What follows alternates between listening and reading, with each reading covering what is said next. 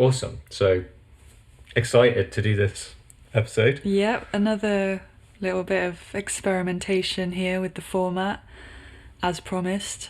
So I've gathered up 5 selected writers from Orange's journal, which is the intersectional feminist journal that I run and edit and market, and that I've been pouring a lot of time and energy into over the last year. It's, it's my baby. It's my passion. And it's a platform for marginalised writers to showcase their work. So I feel like this selection of writers who are based actually in all different parts of the world is a great cross-section of the kind of stuff that we publish. There's a mixture of light and dark and, just really interesting themes within the realm of intersectional feminism.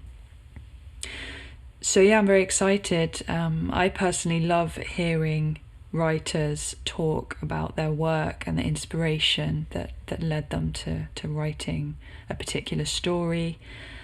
So there's a little bit of that at the start of each section here, and then they'll also read an excerpt from the story itself, so you'll get to hear it through their voice, which I think brings another dimension to a story. When you hear an author reading it, when they sent me their recordings and I sat down and listened to each one, I just felt like I knew the writer on a deeper level just from hearing their inspiration and then hearing the words spoken in their own voice. So it's pretty powerful.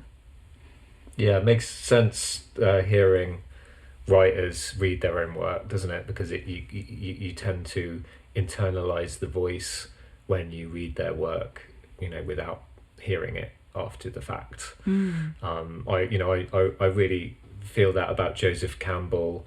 He's such a great speaker, and he's a great writer as well, but like when you hear him speak the words that he's written, they make so much more sense. It just changes it, doesn't it? Yeah, absolutely. And then every time now I read Campbell, I can hear his voice in my mind, and the same with Stephen King, actually, because there's a great audiobook on writing. We do talk about it in other shows, but he does the narrative, he reads it on the audiobook. It's one of the best audiobooks, like, for listening to the author, because I've read a lot of his books when I was a kid, but any time I read Stephen King now, which doesn't happen that often, I must be honest, I understand how the tone of the words makes sense. Yeah, you really get a sense of the region of the world that they come from, and you can really hear their history and their culture and their experiences in their voice. I think that's definitely true of Stephen King, and I think it's true of the 5 writers that we're going to hear now as well. So I hope you enjoy. I'll put links to all 5 of these stories down in the description, so you can go and have a read if you want to.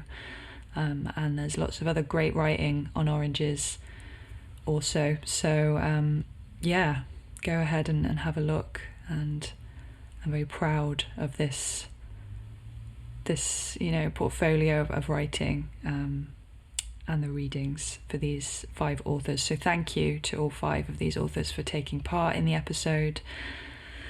And yeah, we'll see you on the other side.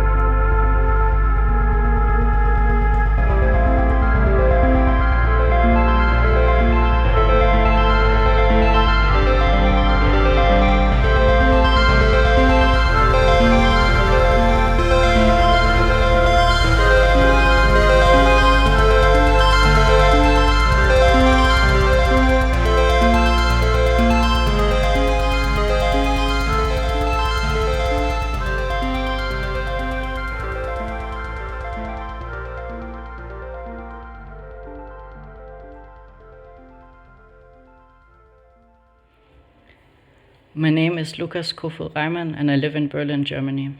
I'm a Danish writer. At the moment, my work is mostly about embodiment and gender.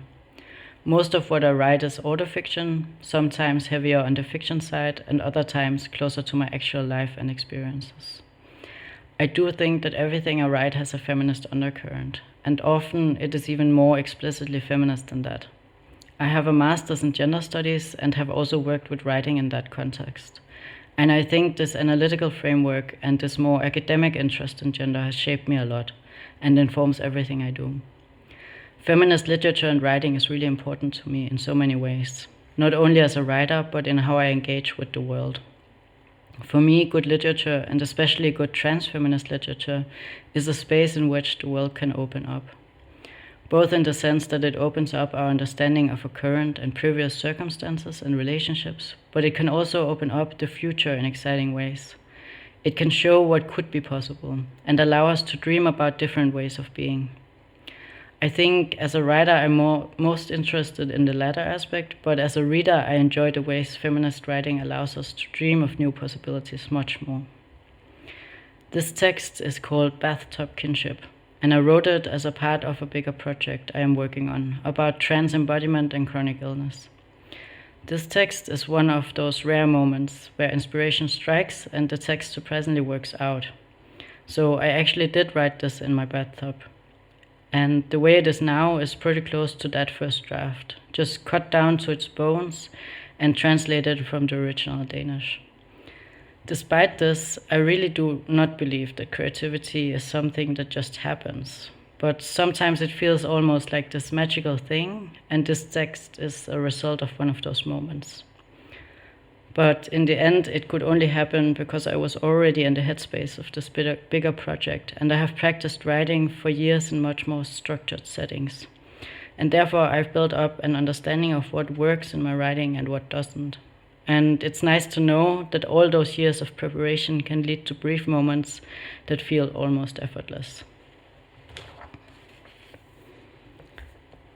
Bathtub Kinship. I'm lying in my bathtub, watching videos of Sam Smith on YouTube. The hot water satisfies a need for touch I all too easily put aside. I look at their hips, their soft face, and see myself reflected. Not just as I've always imagined myself to be, the self and body my head was filled with, but I also see the body that fills my bathtub. The body I saw in the mirror as I stretched and waited for the bathtub to fill. Sam Smith's body, recognized with well-produced videos, watched by millions of people, brings peace to my body. It's not the longing I've so often lived in, but a form of arrival. The white, teardrop-shaped earring against the short-cut hair and well-groomed beard give my own body permission to be. My enjoyment of my own femininity is allowed in theirs. Their hips give my own permission to be wider than my shoulders, to have softer movements than what is expected. Their soft belly and beautiful smile give me permission to see myself the same way, as a body that is loved, that is worth showing off in beautiful pictures, a body worth being in, a permission I haven't asked for, but it still suits the desire living deep inside me. In the water, my body isn't ambivalent, ambiguous, complicated. It's easy to read in its queerness. Nothing to be dissatisfied with, nothing to strive towards, just someone alive connected to another human being through a small screen. A human being who is as tangible as me. A person whose music I've heard in a cafe with my grandmother, blended into an endless stream of pop. A sudden recognition that filled me with an urge to shout to the world that the person they are listening to is just like me. Here's another queer, another outlier that they give space. With my cola in front of me and my grandmother looking calmly over at the lake outside the window, I become proud of them.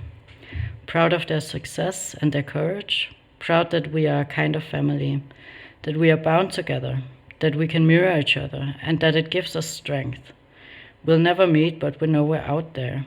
We know that we are not alone and that we are not invisible.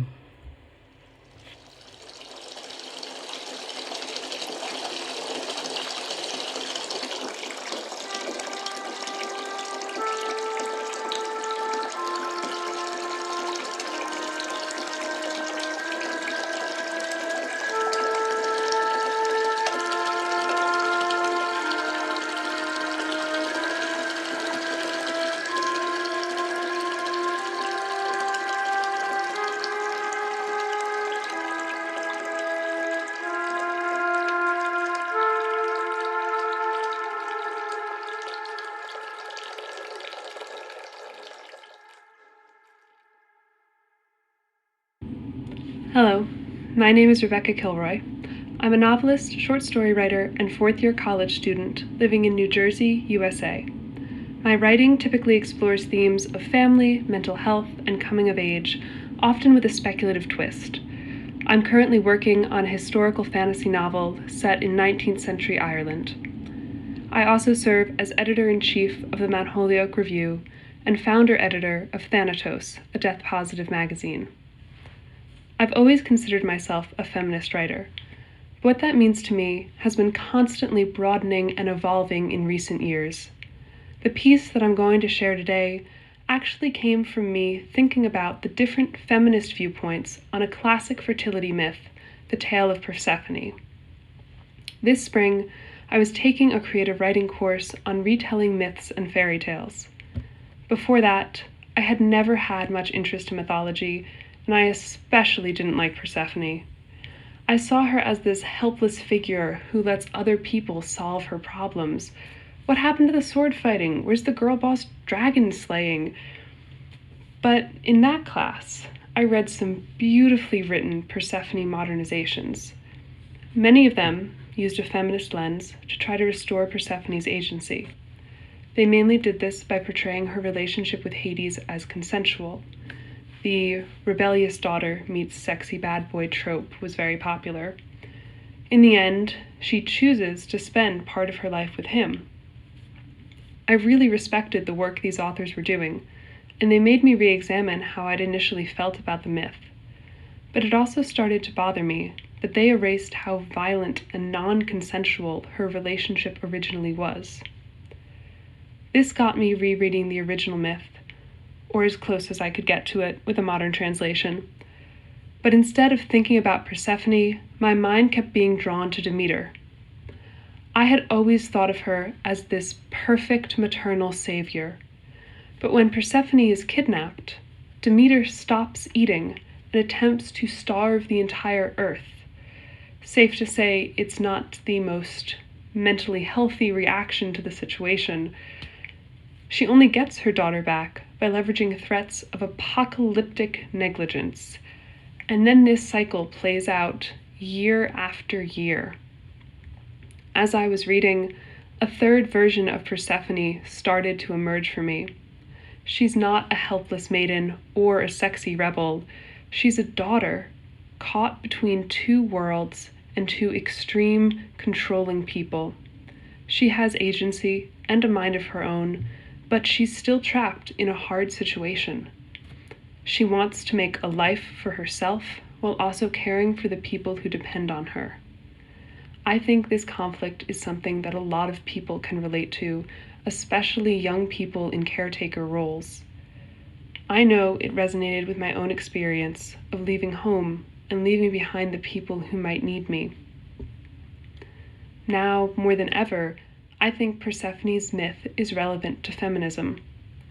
Intersectionality pushes us to acknowledge the multiple and sometimes conflicting identities that women carry. To do this, we need to leave behind easy answers and clear categories. Persephone has embodied so many archetypes over the centuries, but if we put all of those aside, there is still a person underneath. To give you a sense of where this all ended up, here's an excerpt from the finished piece, The Other Side of Styx Street. Dee's house is one of many press-board new builds in a wide, flat neighborhood that used to be a wheat field. In honor of this, she lets the grass in her front yard go feral. In the summer, it is a 6x6 meadow, all wildflowers, butterflies, and honey-drunk bees. This time of year, though, it's dried out and dull. Dead stalks droop over the path and run their fingers along her ankles as she hurries towards the door. Has the HOA sent you a notice about yard maintenance yet? Cora asks. They'll fine you again. Dee bats the thought away. No mere mortals can dampen her mood. I'm so glad to have you home, sweetheart. Are you tired? I could put clean sheets on your bed. Oh, I should have gotten flowers. Don't worry about it, Mom. Cora steers her toward the kitchen. I always used to put fresh flowers on your desk when you were little, remember? We picked them out at the farmer's market every week. You loved the yellow ones. I remember. Please sit down. No, you just got here, Dee insists. But weakness is starting to pull at her legs. The adrenaline has drained, leaving her shaky and cold. Perhaps it's for the best. She sits at the sticky-topped table and watches Cora whirl around the house, turning on lights and raising the thermostat. Jesus, it's freezing in here. Did you pay the gas this month? Honey, it's not your job to worry about that. Isn't it? Cora asks. She returns to the kitchen with a herd of used coffee cups and full ashtrays and sets them in front of Dee like a police lineup. When was the last time you had a real meal? Dee shrugs. Without her daughter, the days turn short and dark. She loses track of things like food. Cora opens the cupboards and pulls out a dusty box of pasta and a jar of sauce. Dee thinks they might be left over from her last visit. Pans clatter and hiss on the stove. Cora pops open the pesto. She knows her mother's aversion to red foods. And the room smells like a summer dinner party. Dee takes a deep breath. The house is alive again, and the whole world with it. Here. Cora lays a plate in front of her. I can't eat all this. Grab a bowl, sweetheart. I'm fine. Dee clucks her tongue. You are not. Anyone can see your skin and bones under that ugly black jacket. Doesn't that man let you eat? He has a name, you know. It's Hayden. Dee waves her hand away. If she will not allow the specter of the HOA in her garden, she will certainly not allow that man's name to poison her kitchen. You're here now, and that's what counts, she says. You can help me plan out the garden. Planting time will be here before we know it. She pulls a seed catalog out of the mail pile and slides it between them. We'll have daffodils, of course, your favorites. You know, you were born the day the first one bloomed. You've told me. It was only because you were early, always impatient. You were so eager to get into the world that you tried to come out feet first. They had to cut me open to save you. The pain was so bad, I thought it would rip me in half.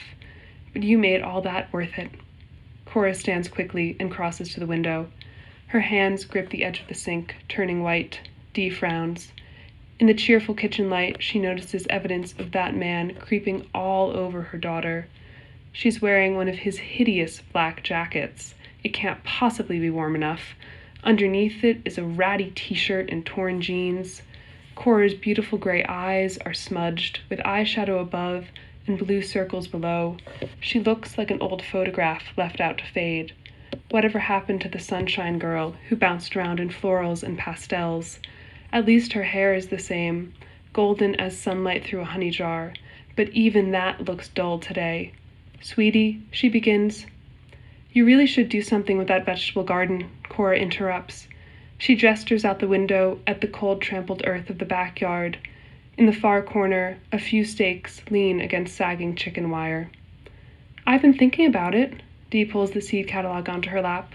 What would you like? Last time, the zucchini took over. Maybe squash? Would you like squash? Cora nods and turns back to the window. Yeah, squash would be great.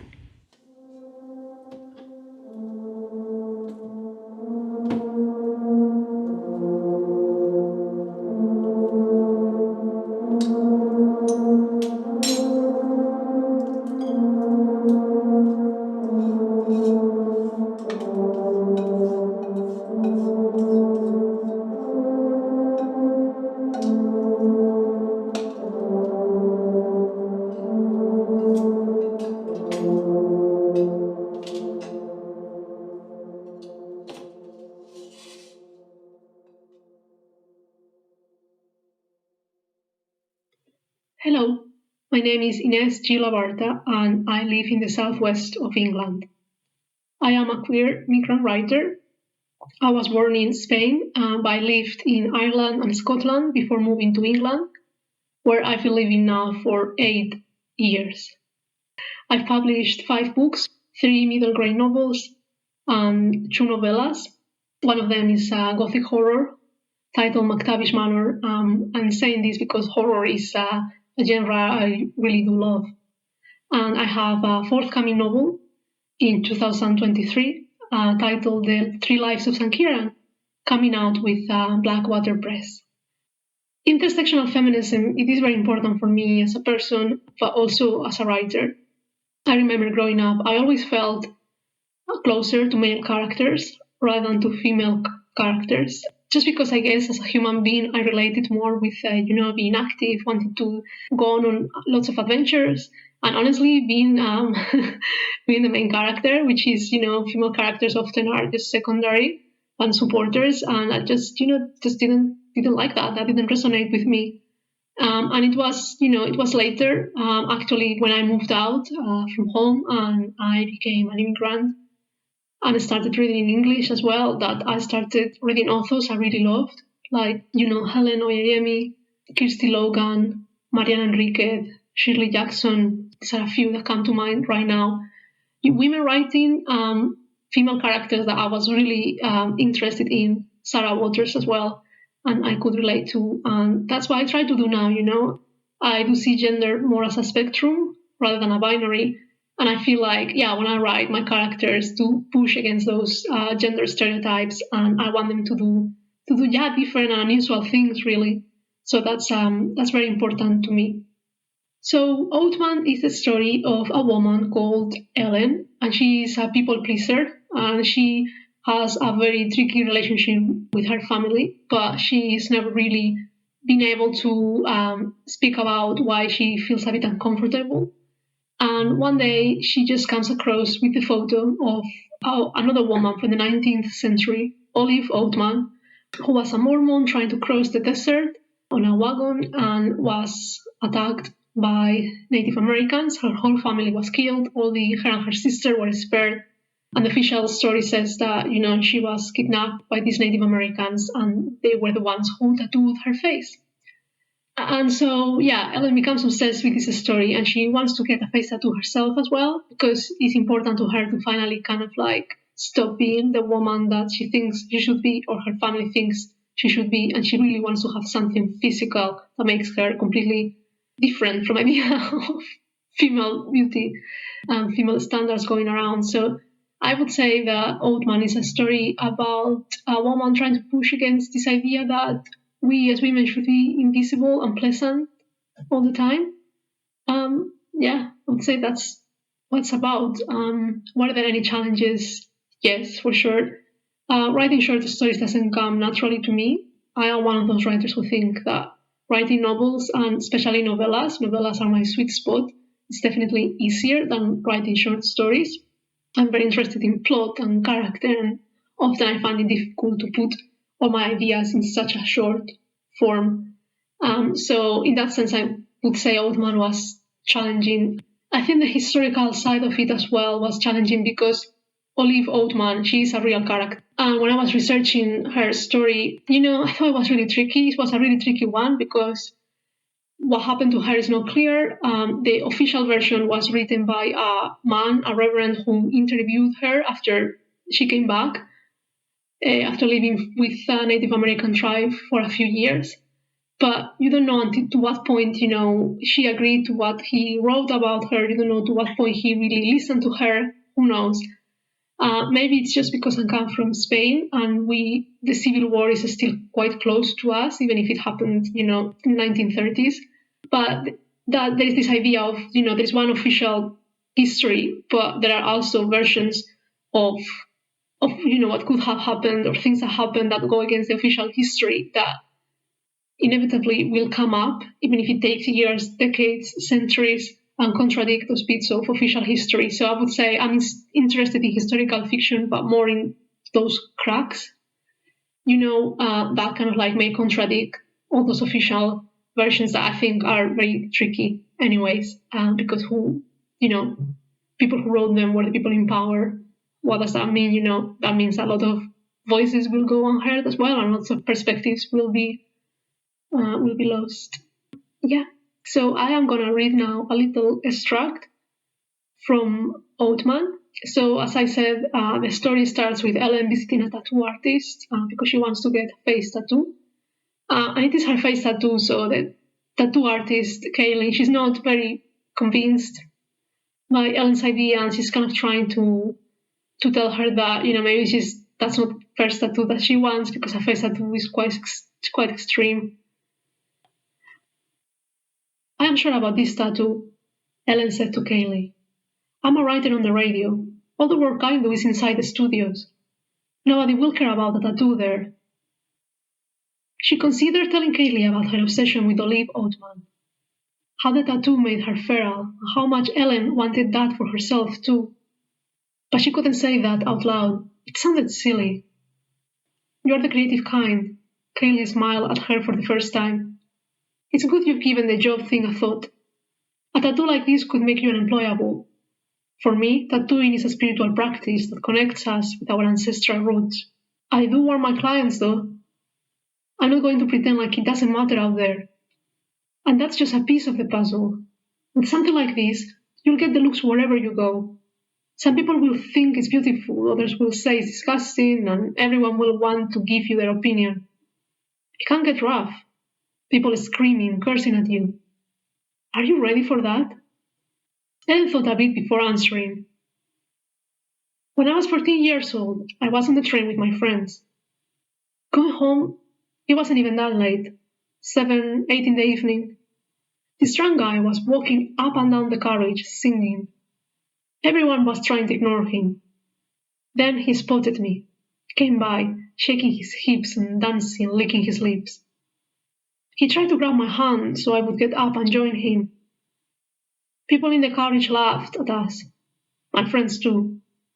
Everyone thought it was so funny. Ellen realized she had been twisting her hands on the table and brought them down. I don't remember how I got out of it, but I kept wondering why he had chosen me. My friends were wearing miniskirts, tight tops, and glittering makeup. My mom didn't let me dress like a whore. That's what she said, you know. I had wide-leg jeans and my dad's hoodie on. It doesn't matter what you wear, what you look like. You still get the attention. In front of the bathroom mirror, Ellen applied cream to her face. Every day for 2 weeks before the tattoo appointment. Those were Kaylee's instructions. The ointment was runny, powdery white. It made her think of breast milk.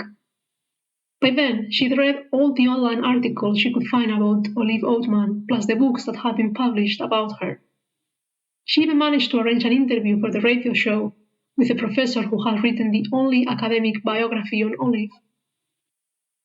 Most of the other books she'd read were full of speculation on American patriotism, the quintessential colonial woman surviving the Wild West against all odds and keeping her purity intact. But many things didn't add up. The presence of the Native Americans, for example. Had they truly been there to attack Olive's family? Or had they been added later because in the 19th century they had been assigned the role of the villains and the savages in American imagination? It didn't make sense that Olive and her sister had been spared when the rest of her family was clubbed to death. Olive was one of 7 siblings. She was 14 at the time of the attack. Her sister Marianne was only 7. If the Tonto Apache or the Tolkapayas, historians didn't seem to agree on the Native American tribe, which in itself was telling, wanted to take slaves. Why only women? Wouldn't the Oatman boys have been more useful? And if they only wanted to take the women, why kill Olive's other sisters and even her mother? Ellen massaged the cream into her cheeks, making smaller circles with each new motion. Perhaps when the family had been attacked, by whom she still thought was unclear, Olive and Marianne hadn't cried, screamed, or resisted like the others. Perhaps they just stood there and witnessed the attack doing what women had been taught how to do best for generations. Being diminutive, insignificant, invisible.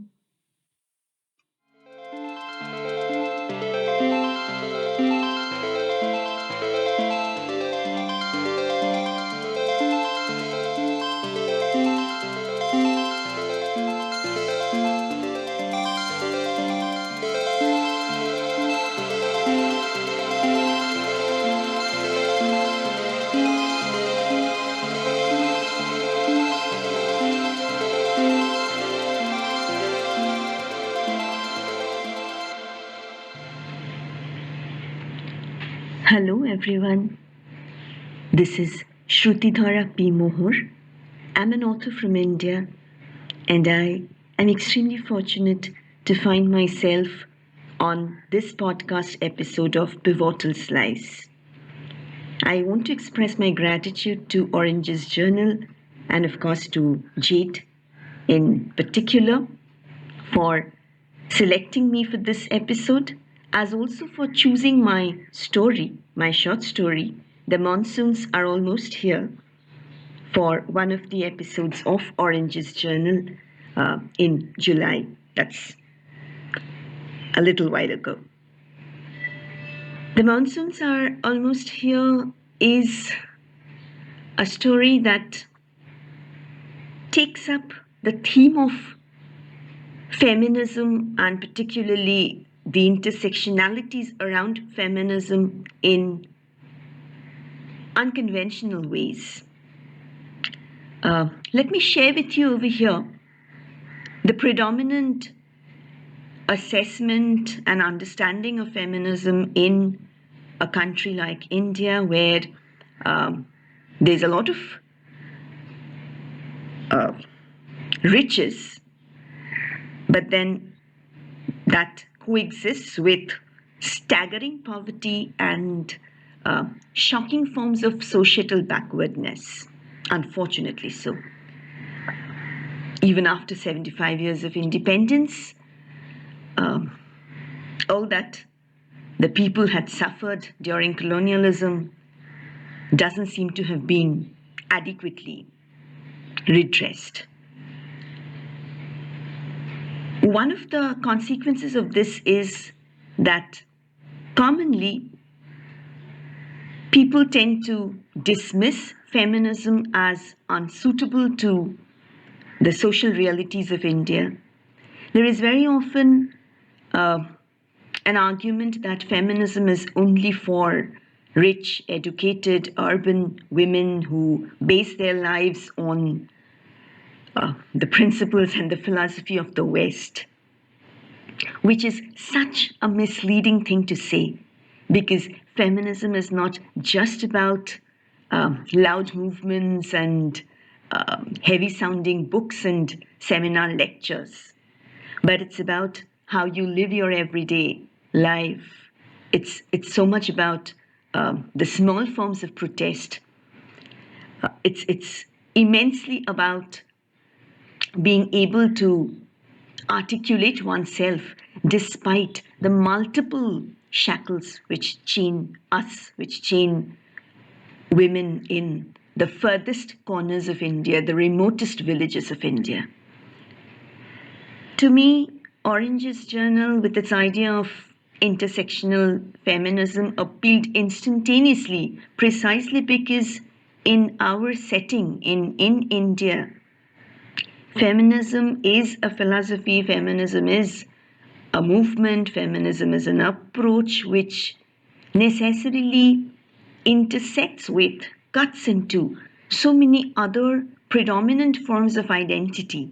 And the resultant feminism that arises is a combination of all the trappings of the politics of identity in which women find themselves.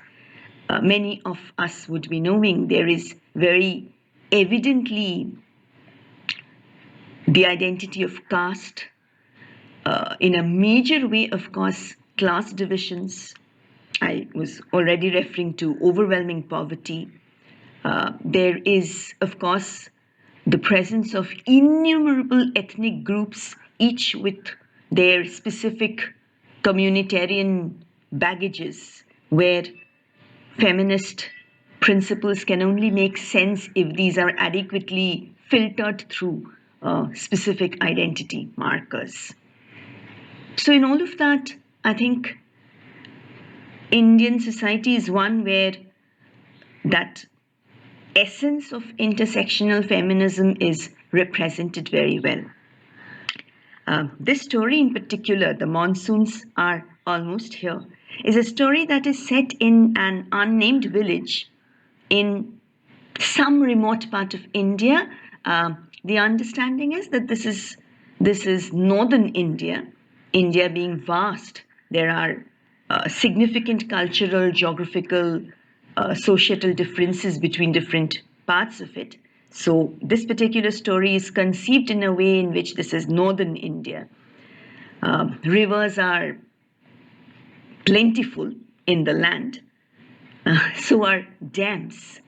And for 75 years of our post-colonial existence, this has been an eternal question, an eternal struggle as to how the state needs to build a dam, which seems to be so important for development, so to say, urbanization, for industrialization, for appearing to take the land and its people ahead economically, whereas there is always an underside to every dam being constructed in anywhere in the country, that there is huge ecological destruction, there is considerable eviction of people, of villagers, there is untold suffering, and all of it falls disproportionately on women, village women, uneducated, poor, lacking a source of income of their own, living subhuman lives in many cases. And this is one of the constant pictures in India of rural women traveling miles after miles every day, sometimes twice a day, to collect drinking water from some river in the vicinity.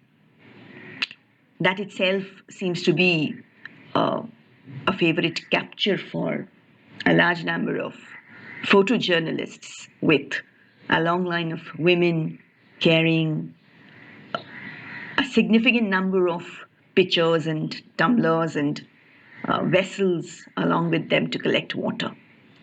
Naturally, one can understand that the consequences of ecological destruction are significant for them. Rivers shift, it becomes impossible to access clean water, and all of it results in tragedies of many kinds.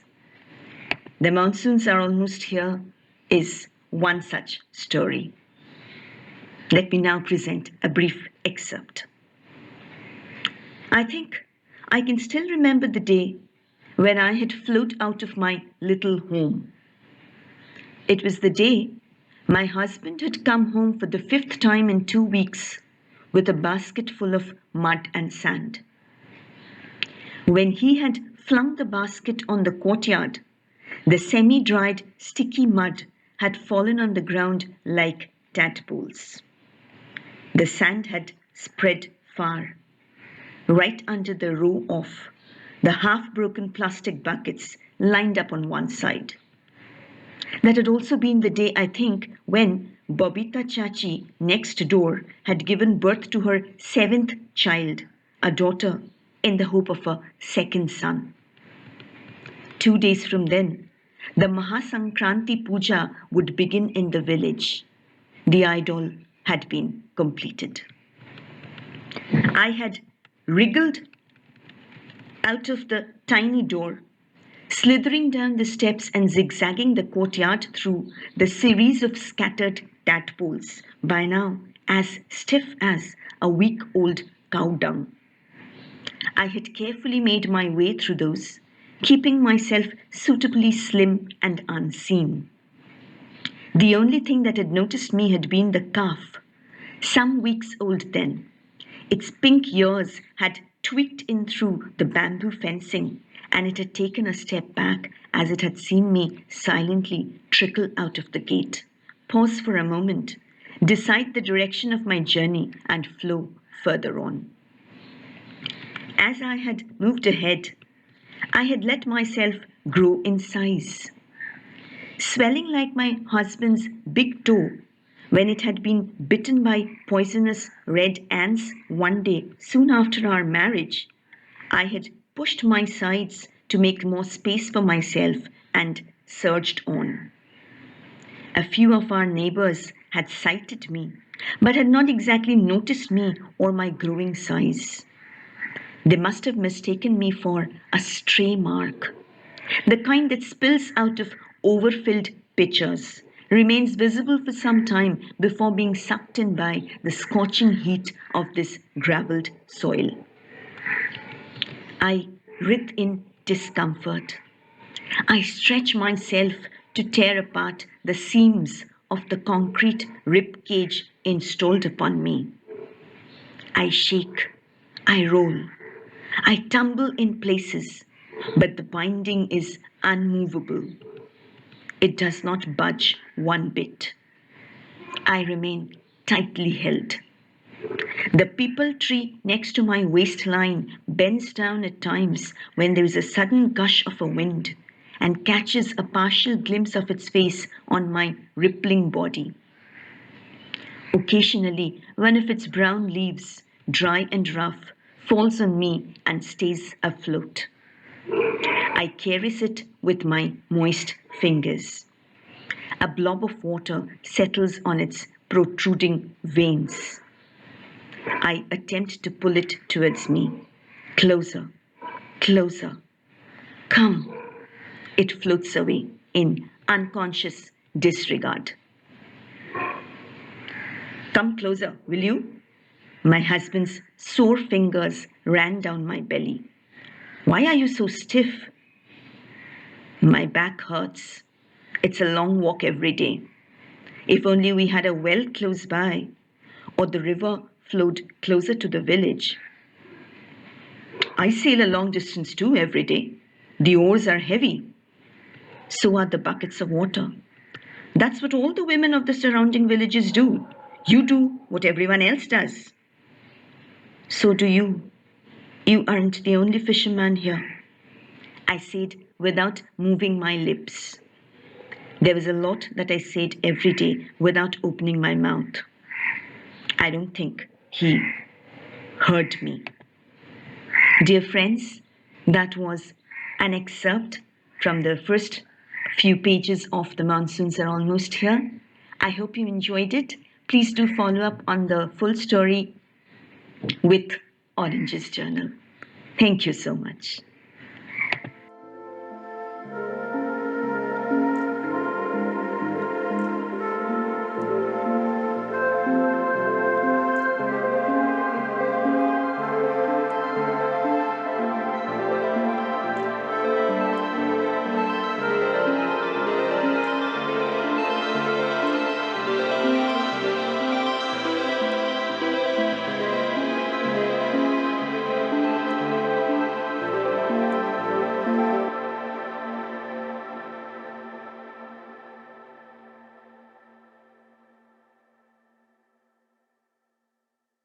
What's poppin', everyone? I'm Jasmine, Kahlia. I'm from Tottenham, London, and I'm a multidisciplinary artist. Shout out to Orange's Journal for having me. Some of my previous work includes Road Girls London, Pirates Live, Divine Beings, 5 Ways to Run, and Todo Bien, which were showcased in Rich Mix, Camden People's Theatre, Vault Festival, and also the Space Theatre. I've been awarded Arts Council funding before, and I'm currently a Sound UK Generate recipient. And yeah, I do loads of different things within many different art forms. So you'll often see me doing live performance pieces, filmmaking, live music, looping, and much more. So yeah, with great pleasure, I present this piece, Refund, Discount, or Gesture of Goodwill. I wrote this at the height of the pandemic last year, and this piece is just basically about anxiety and the way that grief can manifest itself through different ways. And also it is involving a queer relationship and how the two characters navigate that. I'm also looking at the idea of consumerism and transactional relationships between people. So yeah, I really hope you enjoy it. It's given me great joy to write it, and I just want to shout out Orange's Journal for having me and for showcasing the piece. So yeah, enjoy, guys. Well, can I take this time out as annual leave instead then? Katie's eyebrows furrowed, and she was viciously drawing circles into the sky bill resting on the table. She flicked back her wavy, neat ginger hair in annoyance. I refuse to come back at the moment. It's impossible to believe that I've worked here for over 8 years and you cannot arrange this for me. I'll be back on the 17th of July. Katie slammed her iPhone down on the table, then looked over at Beth. We're going anyway. We need to do this. There's so much shit to sort out today. She exhaled, dialed another number. Hello and welcome to Sky. Press 1 for broadband, press 2 for telephone, or press 3 to speak to an advisor. Katie pressed 3. After 15 minutes on hold, Katie got through to an advisor. It's unacceptable that the internet keeps dropping. I'm currently managing a situation and it's unsatisfactory that every hour or so the connection drops for 3 minutes. I have international clients. I'd like a refund, discount, or gesture of goodwill. Sorry? What's your name? And do you have an employee number? Okay, well thanks Gareth, you've been a brilliant help. I'll call tomorrow if I keep experiencing this. Although frankly, I don't have time to keep liaising with Sky to fix the goddamn broadband, which was advertised as high fiber, octave, full of vitamins, freaking flawless, unbreakable broadband. Please put in my notes that I'd like to open a customer complaint. No, I don't want to write an email. No, it's inaccessible for me. I need to speak to a staff member that can fix my internet. I bet Gwyneth Paltrow doesn't have insufficient internet. The Sky team member spoke. Oh, of course you don't know who Gwyneth Paltrow is. Next, you're going to tell me you don't know how to fix my fucking terrible internet. The team member spoke again. Katie leaned back in her chair, exasperated. No, I didn't know you record and monitor all calls for quality purposes. What did I say? The F word? Oh, Jesus Christ. Next, you're going to tell me you're Jehovah's Witness and you're offended by my religiously loaded comment. Heads up, I'm going to say the F word again. Fuck Sky. Katie sipped her cold coffee. She forgot to put milk in it, but she preferred the taste like this anyway. Beth noticed her lean muscles, tense underneath her spaghetti strap vest. Her hands were more raw than usual, as if she'd already punched the Sky representative. Beth sighed. Katie was being irrational and hard-headed. She'd already told the postman he was fucking useless for ringing the bell when he was delivering a lettered-sized package, and yesterday she left work early after calling her 22-year-old line manager a dickhead. She wasn't often in this mood, and it seemed like there was no intervening. Katie aggressively tapped in the number that was on the back of a pasta sauce jar. Yes, hello? I'm calling as I'm dissatisfied with this jar of Lloyd Grossman's arrabbiata sauce. It tastes nothing like an authentic Italian sauce. Yeah, I'll hold. Katie tapped her pen on the armrest impatiently. Yeah. Hello? Too much garlic. I do have a social life, you know. She paused to let the team member speak. I'd like a refund, discount, or gesture of goodwill. Sorry? What's your name? Yeah, and do you have an employee number? Beth left the room to take a shower. Ever since the dog Brody got hit by that Hermes van, Katie had been like this. They didn't know what to do when they found his lifeless body. Do you call the police? Ambulance? Do you just pick up the cadaver and chuck it in a hole? After Katie's accident, she plunged into a deep period of isolation. Falling down the escalators at Brixton Station, not only did she find herself being laughed at and filmed by a massive group of teenagers, she also broke her left thumb and obtained a hairline fracture on her pelvis. A deep gash ran from her ear across her cheek, and the scar left an impressionable mark on her, and on many that looked upon her. Beth came home with a tiny puppy, a poodle, with smooth curls and a bright pink tongue, which made him look like he was always smiling. His brown fur was clean and fluffy to the touch. When she walked in, Katie looked up, annoyed with Beth for opening the bedroom door, but as soon as she locked eyes with Brody, her heart melted. She fell in love with this impossibly cute little dog. They went everywhere together, and after a few months, Katie was ready to get back out into the world again. She brought Brody to pubs, restaurants, to the park, everywhere possible. Brody picked her as his favourite companion. Even Beth couldn't take care of him in the way that Katie did. As Beth walked back into the kitchen, Katie was hanging up on the Argos customer care line, fuming. They can't replace it because I didn't pay for the product insurance. Pricks! They're all fucking pricks! She burst into tears, never-ending angry tears, her lean frame collapsing into a squat on the kitchen floor, slamming down onto the tiles. What the fuck? Why can't they replace my MP3 player? Beth squatted and put an arm around Katie. Don't worry, we can get a new one. But we can't get a new Brody. Katie gasped, swallowed, spat out an immeasurable quantity of tears. Why did Brody have to leave me? Why? Why did my baby Brody just die?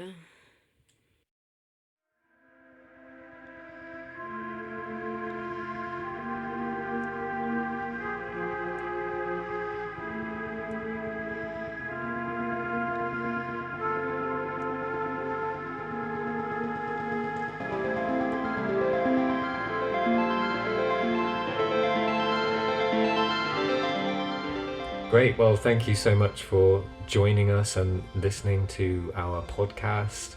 I hope you enjoyed this week's episode.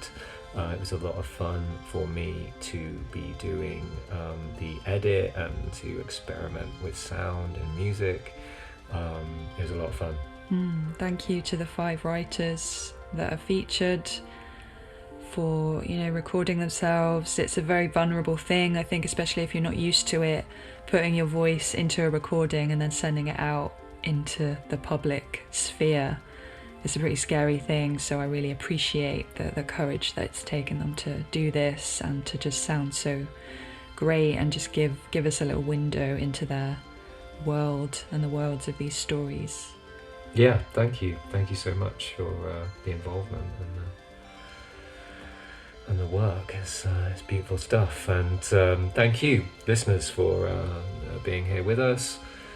Just sending you some positive energy now, some love and high frequency, and we will see you next time. Yes, I hope this episode has inspired you to go and create your own story in whatever format you work in. Sending you some inspiration and motivation and all the creative energy. Thanks for listening.